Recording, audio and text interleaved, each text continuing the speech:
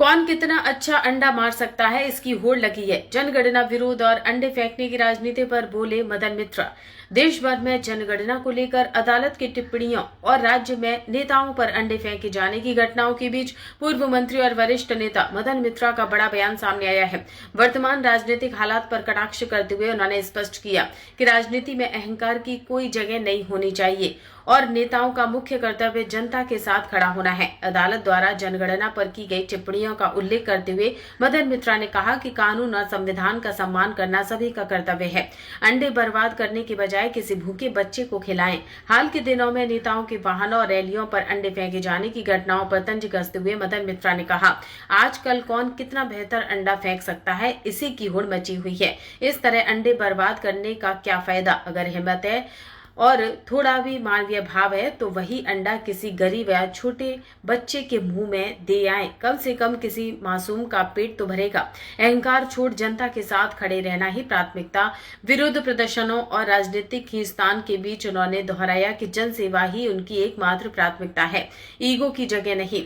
मदन मित्रा ने कहा कि राजनीति में किसी भी तरह के ईगो या व्यक्तिगत अहंकार की कोई जगह नहीं है। जनता के साथ राजनीतिक उतार चढ़ाव और विरोध के बावजूद वे हमेशा आम लोगों के सुख दुख में उनके साथ खड़े रहेंगे। मदन मित्रा के इस अनोखे और तीखे बयान के बाद राज्य के राजनीतिक हलकों में बहस और चर्चाएं तेज हो गई हैं।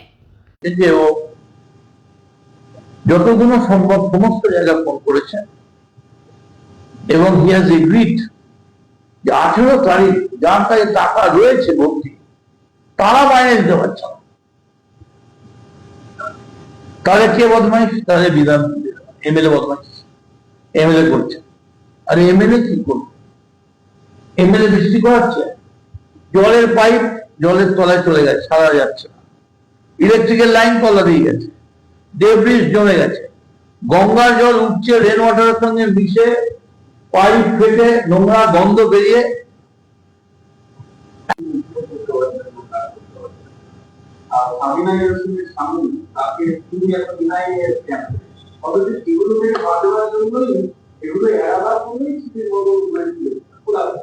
সেটা আপনার দেখা। আমি শুনুন, আমি অল ইন্ডিয়া তৃণমূল কংগ্রেসের একজন এমএলএ। টিল নাও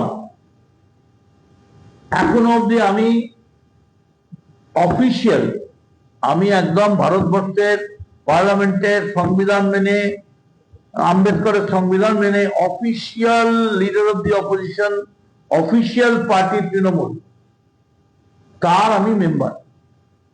অতএব আমি কোনো সুযোগ নেওয়ার জন্য এদিক ওদিক করিনি।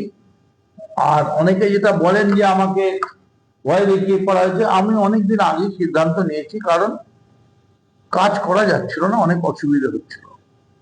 কিন্তু তার মানে এই নয় যে আমি মানুষের সঙ্গে কাজের ব্যাপারে আমার কোনো অনীহা থাকবে। আর তো বিকেল, আজকেই তো বিকেলের মধ্যে সিদ্ধান্ত হয়ে যাবে।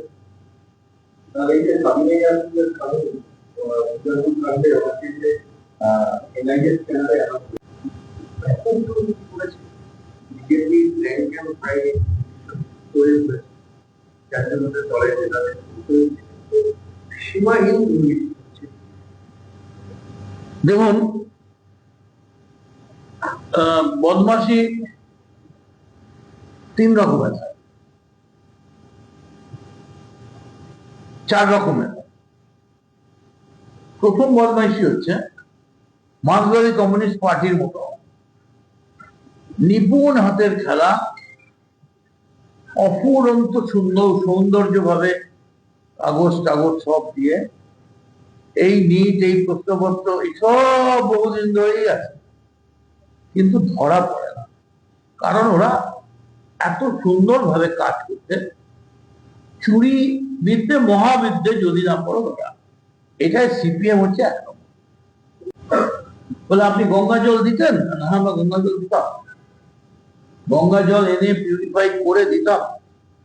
তারপরে অনেক জায়গায় ফোন করলো, খবর নিল, তবে এটাও বললো আজকে 18 তারিখ মাইনা হয়নি।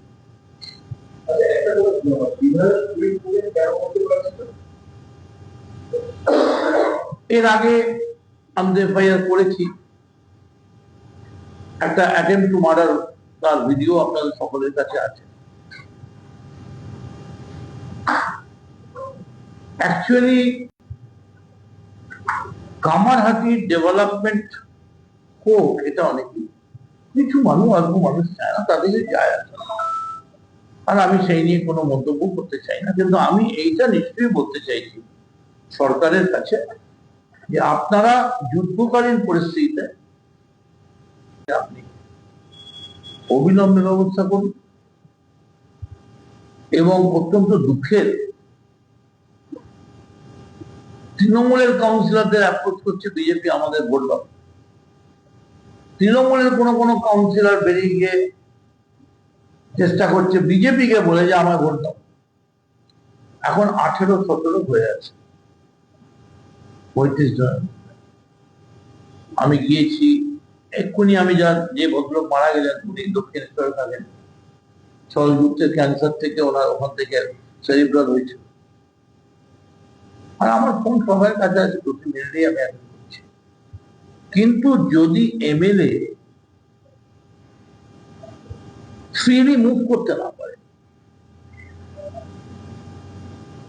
ফ্রিলি মুভ করা, যেমন আমি বিধানসভায় মুভ করি, সেখানে যদি এই মুভমেন্টটাকে কিছু লোক ষড়যন্ত্র করে চেষ্টা করছে যাতে এমএলএ মুভ করতে না পারে, কার লাভ?